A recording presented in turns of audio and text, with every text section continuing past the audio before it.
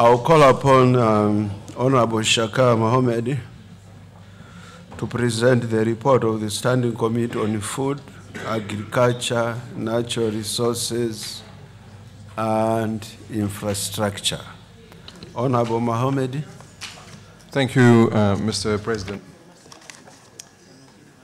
Mr. President, I beg to move that this plenary assembly do adopt the report of the Standing Committee on Food, Agriculture, Natural Resources and Infrastructure to this 37th Plenary Assembly session of the SADC Parliamentary Forum, laid on the table of the House on the 8th of July, the 7th of July 2015.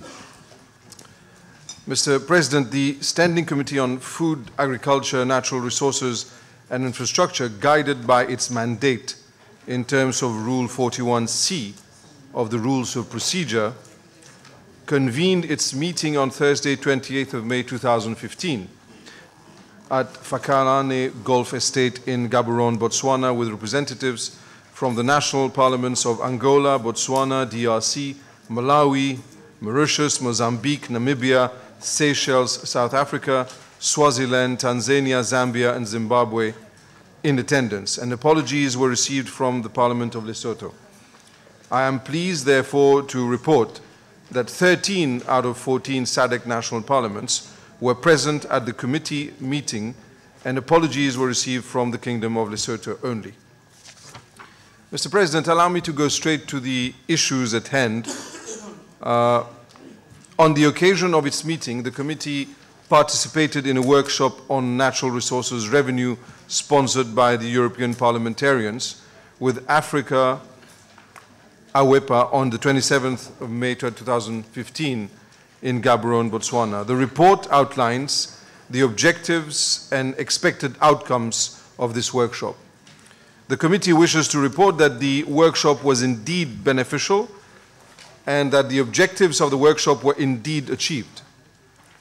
The committee is certain that with the enhanced capacity of parliamentarians on the management of natural resources, members' improved engagement on issues affecting natural resources will contribute to realizing the outcomes outlined.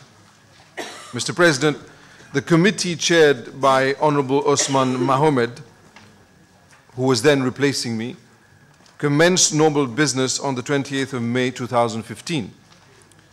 The committee reviewed its previously agreed focus areas and agreed as follows. 1, that mining deserved special mention in view of mineral resources being one of the most abundant and important sources of industrial development in the region.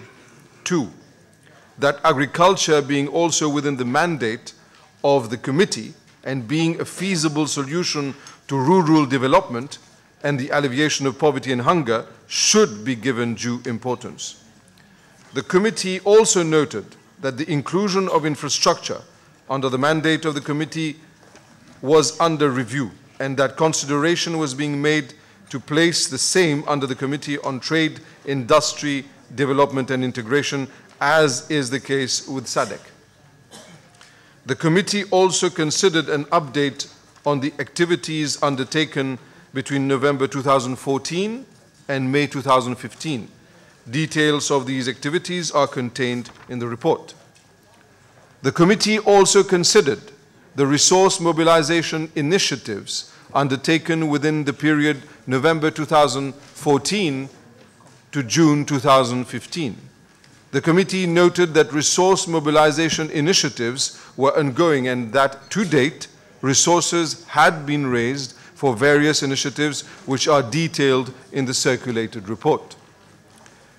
Mr. President, it is cardinal that I submit that the committee, having considered presentations on natural resources revenue with a focus on mineral resources and having reviewed the resolutions of the committee from previous meetings and activities undertaken by the program from November 2014 to May 2015, noted the following.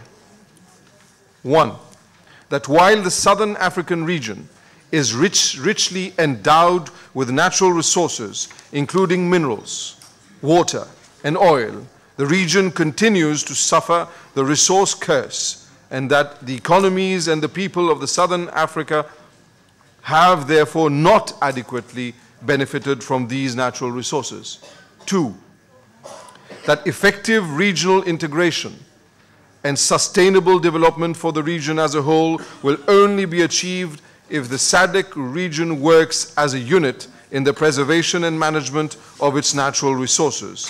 3, that parliamentarians have an important role to play in enacting laws that can lead to the transparent and efficient management of natural resources and in exercising oversight over the management of these resources.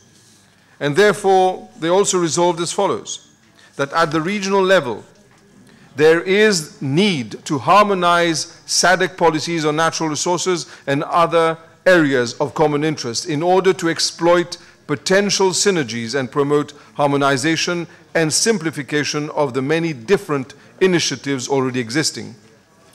It is advisable that all member countries consider aligning national legislations and policies to the African mining vision. It is important to include in the African peer review mechanism the issues of resource governance. All parties to the EU-ACP agreements should be urged to ensure that a good tax governance clause is introduced in the EU-ACP agreements aimed at promoting fiscal cooperation and exchange of information on taxation issues between EU and ACP countries. It is cardinal that SADC parliaments request that the newly created Forum on Tax Administration should include a specific chapter on mineral commodities. SADC parliaments should encourage their governments to join the extractive industries transparency initiatives, and that those which have already signed up to be encouraged to aggressively implement. And parliamentarians should continue to exchange best practice from within the region and beyond in natural resources management. At the national level, 1, it is important that parliamentarians ensure that an appropriate legal framework to guide the extraction and commercialization of natural resources is in place in their respective countries. 2, parliaments through the oversight parliamentary committees are encouraged to enhance their working relationships with civil society, the media, and vulnerable groups of society.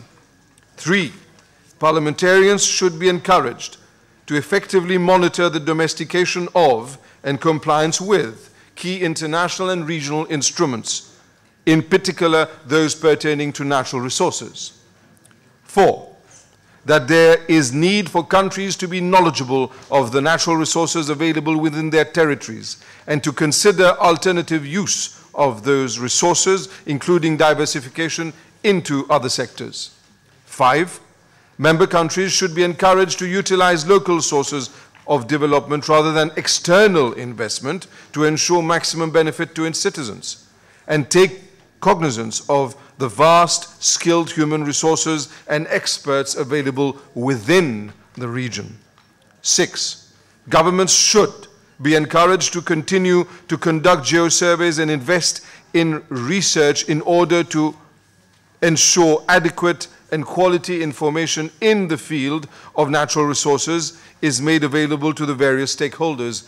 And last but not least, that parliamentarians must continue to enhance their knowledge and capacity in natural resources management.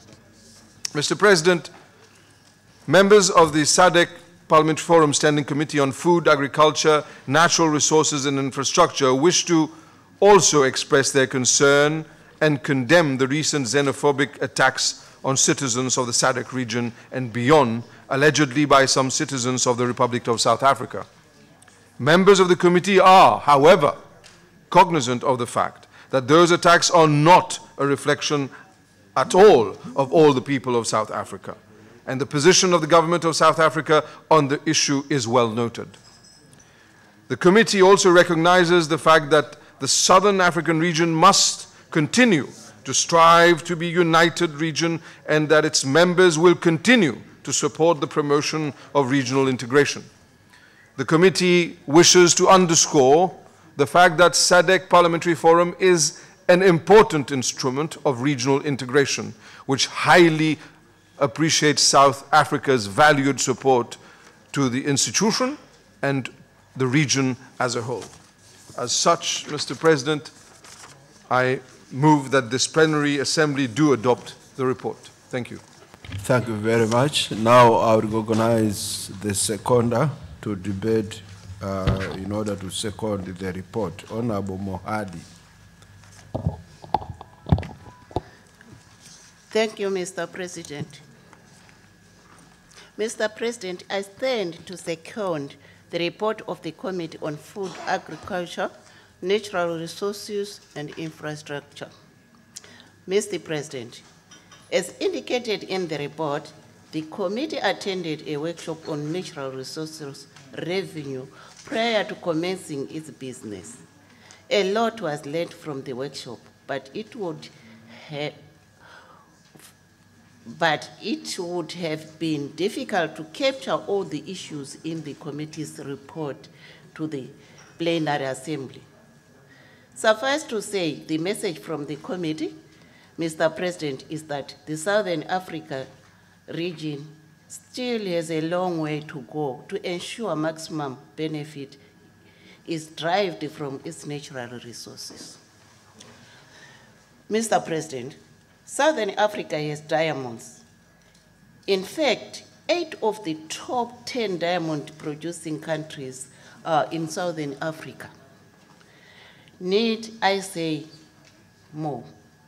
We have Tanzanite, currently found only in Tanzania and nowhere else. How awesome is that? The oil, there is oil everywhere. If we can only invest in more resources to find it. As for other minerals and other natural resources, we have them in abundance. What then is the problem? Why are economies not thriving? Why is poverty still rife in Southern Africa? Mr. President, it is a well-known fact that many resource-rich African countries make poor use of their wealth, and Southern Africa has not been spared this curse. Instead of creating prosperity, resources have too often fostered corruption, undermined inclusive economic growth, incited armed conflict, and damaged the environment.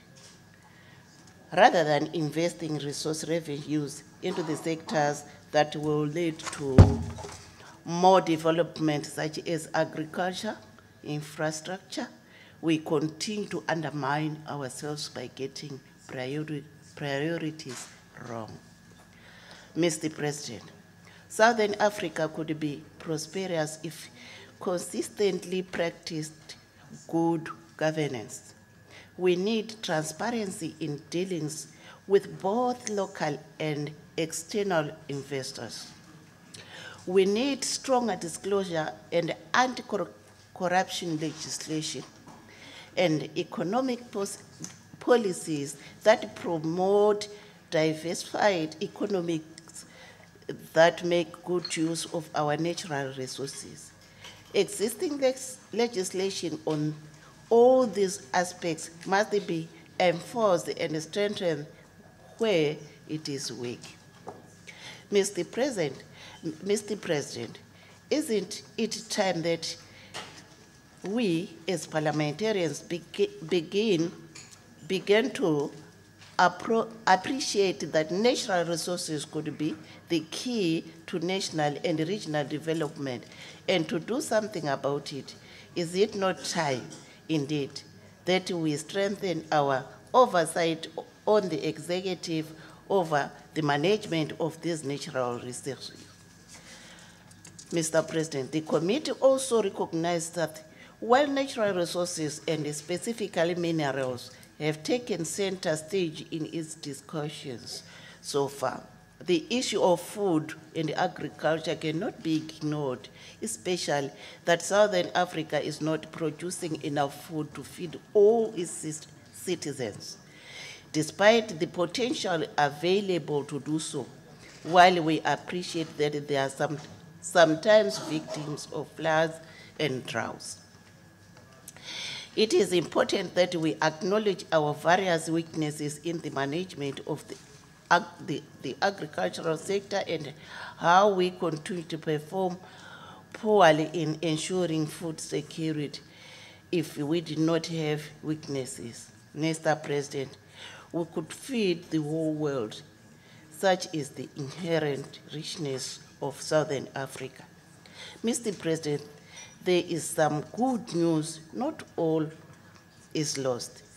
Some of our member countries have made significant steps towards improving on existing legislation or introducing new legislation to address natural resources management for sustainable development.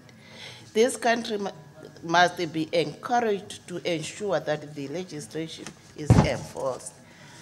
However, as more often than not, the existence of legislation does not guarantee its enforcement.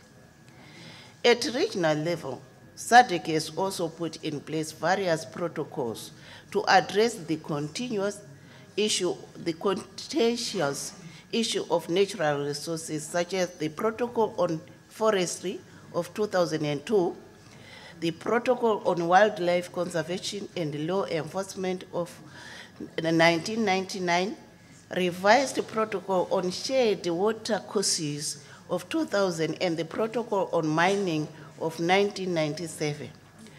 It is our sincere hope that the membership of the SADC Parliamentary Forum, spearheaded by the committee, will continue to strive to enhance the implementation of these protocols. At national level, it remains for the respective parliaments to ensure that these protocols are domesticated, not only by signing them, but also by implementation of various provisions contained therein. I urge this plenary assembly, Mr. President, to take heed of resolutions of my committee, for act we must. As parliamentarians, the duty lies with us to represent our citizens effectively. With these few words, Mr. President, I beg to second. Thank you very much.